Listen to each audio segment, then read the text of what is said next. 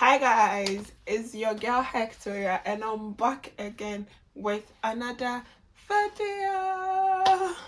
If you are new here, welcome back to my channel. Don't forget to hit the subscribe button to subscribe to my channel.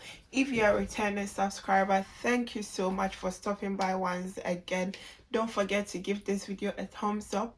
Leave your comments in the comment section if you find this video helpful. In today's video, I'll be talking about the various documents that you need to apply for a master's degree here in the UK. Just last year, the UK introduced a postgraduate route visa that permits you to stay in the UK for at least 2 years after your studies. This has made the UK a very attractive place of study once again, because at first people were wondering how they were going to stay back right after school if they don't even get a job or anything like that. Due to this, a lot of admissions and scholarship dates have been shortened. So if you are looking forward to study in the UK, this is your time. You've got to do what you have to do. However, if you are looking out for funding options or you are confused as to how to even fund your studies, I have a video on my channel. I'll leave the link up here so that you can also check it out and see how you're going to fund your studies. In this video, as I said, I'm going to talk about the basic documents that you need to apply for a master's degree in the UK. Let's get right into the video.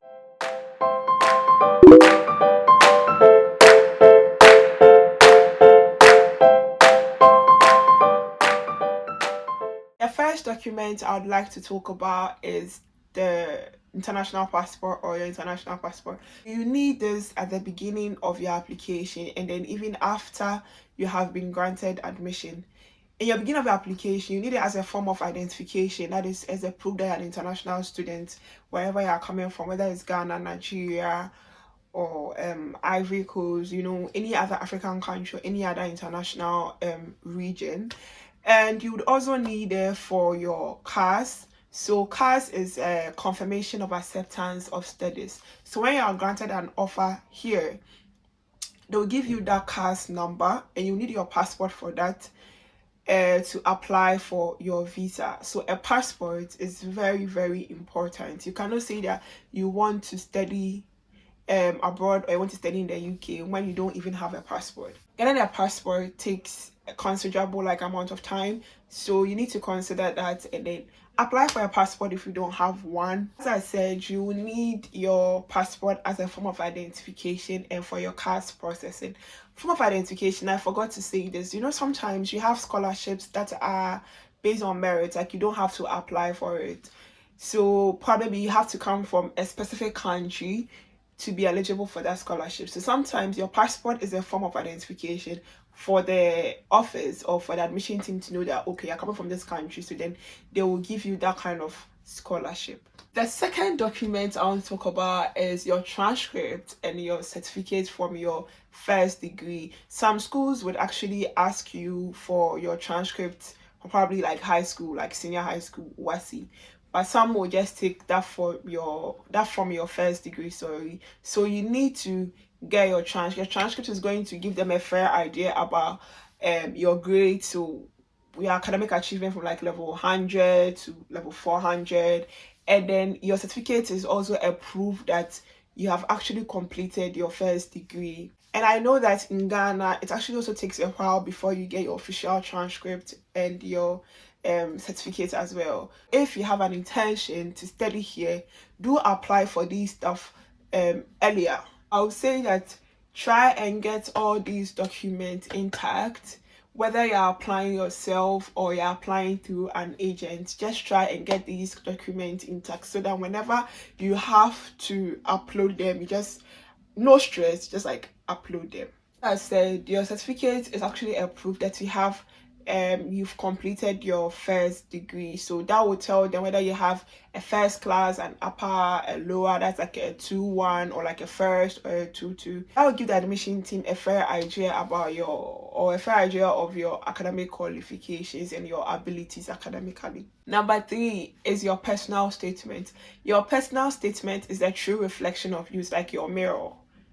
That in your CV is like your mirror. So your personal statement is actually an essay that you write to tell the admission team about yourself, about your capabilities, your abilities, your achievements, why you've chosen that program, and what that program is going to do for you in the long run in terms of achieving your goals and your aspirations. If you have no idea about how to actually go about writing your personal statement, don't worry, I got you. I have a video here on my channel, so I'll put a link also up here. You can check it out. I'm sure it will help you to write your personal statement. So as I said, the personal statement is actually an essay that you write to tell, or to, it's like a proof sort of. So you need to prove to the admission team that you're the right candidate for that program.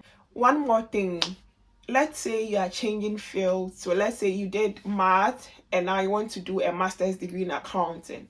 Your personal statement is actually an instrument that you can use to convey that message and then show the decision panel that you are able or you're capable to actually switch the courses.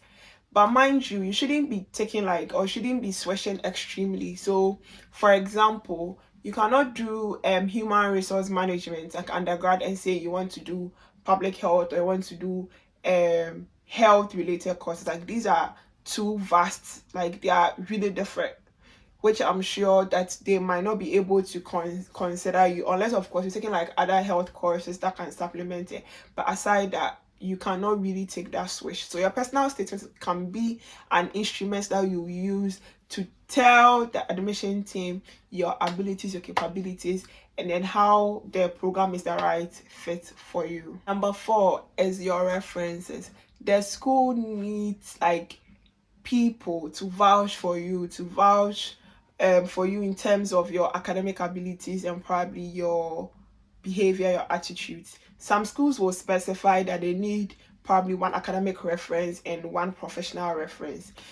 Some too will not specify. But since you're applying for a master's degree, you really need an academic reference. So that could be your lecturer from your undergrad degree. Miss professional, probably someone that you have worked with, like your boss at work, national service, that kind of thing. You can also get like 2 academic references, your past lecturers that have taught you, that can vouch for your academic excellence. I read something about references being very intentional about getting the place. One thing you should know is most of the times the schools will just take the email address or like the contact details of the reference that you want to use. So they'll reach out to the person directly. So it wouldn't be through you. So probably like they will send a link to the reference. The reference would have to upload it. Let's say if you are using your lecturer as your reference to write a recommendation letter for you, and you are very close to your lecturer, if you are lucky, your lecturer would send you a copy, like just to read through to see if you think it's okay, so that they now upload it. If not, the lecturer will just like upload it. I was saying that one thing that I have learned about references being very intentional is that, especially if it's a very competitive course like a program, and then they are being very keen on like selection process, you check your references, and then the person is writing, okay, maybe Hectoria is good, consider her for the program. Comparing that to someone carefully like writing the letter, let's say maybe they are using University College London, they use their address, they write probably maybe dear sir, dear madam, the graduate school address, talk about you, your grades. Maybe she had a first class and then I taught her this, and that I can attest to the fact that she's very confident, she's very this, all those attributes. That kind of letter would actually say so much about you, and then your reference that, oh, indeed, the reference knows so much about you and can vouch for you. But if they're writing very scanty letters and very open letters, it brings some sort of like question mark, like what's going on. I read a story somewhere about a girl that was applying for a job that was not getting a job.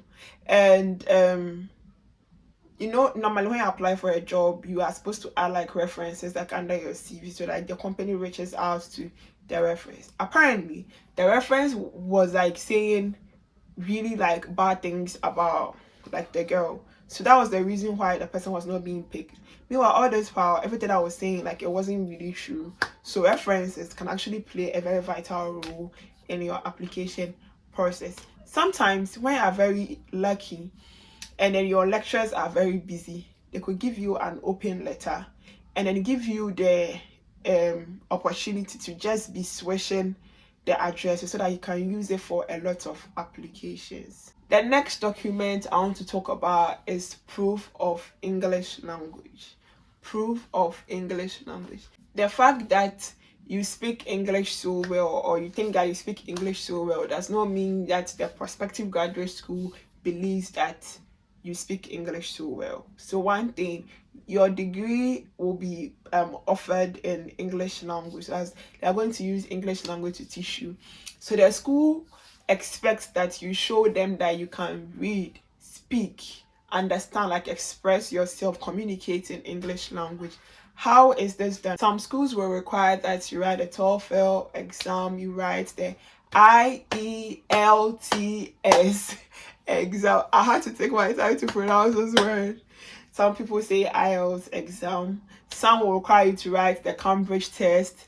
Some, if you are lucky, some will take your WASI certificate. So with that one, I know that's supposed to be more than 5 years. So if your space is more than 5 years, I'm not sure they will take it. But if you are using your WASI certificate, you need to make sure that you don't have anything less than C4. Yes, you can have C4, B3, B2, A1 in your WASI. Schools also can take a letter from your university, that's like where you had your first degree. So they can give you a letter to prove that you took your degree in English. Some too might use your com skills, as if you did communication skills in level 100, your grade for that to write a letter for you. So they can say that, oh, you did a degree here, it was in English language, and you can express yourself in English. These are the ways that you can use to tell the graduate school that you are very proficient in the English language. You need to check with the school which one they expect you to take. Some might not require you to write all those like TOEFL, like all those exams. Some will just tell you to submit your WASI certificate or like a letter from the school. So check with the school and see which one is applicable to you. One thing you should know is that sometimes you don't need this test at the point of application. So if you have it and you apply, you can just like upload it and apply. Because if you don't have it and you even go ahead and apply, the school will give you a conditional offer. So when that letter comes, it will tell you like the conditions that they expect you to meet before. So for example, my school, that the school I am in now, they gave me a conditional offer. The first condition was to like write the exam. And this exam, mind you, I didn't even want to write because I didn't get a reason I should go and spend like almost 2,000 Ghana cedis to go and write an English exam. I can speak English so well, like I didn't even get it. But eventually I had to write it. So they'll give you a condition. So when they gave me a condition, the first one was to write the exam and get a particular score. I think the score was like 7.0 and 6.5. So they'll give you each component. So reading, writing, listening, like every component, what you're supposed to get in.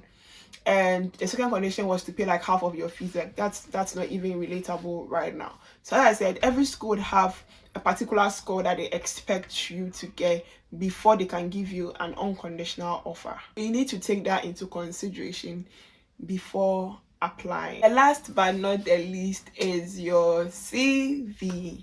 Your CV. Everyone knows about a CV, what a CV is and what goes into a CV. So one thing that I always say is that be intentional when you're writing your CV.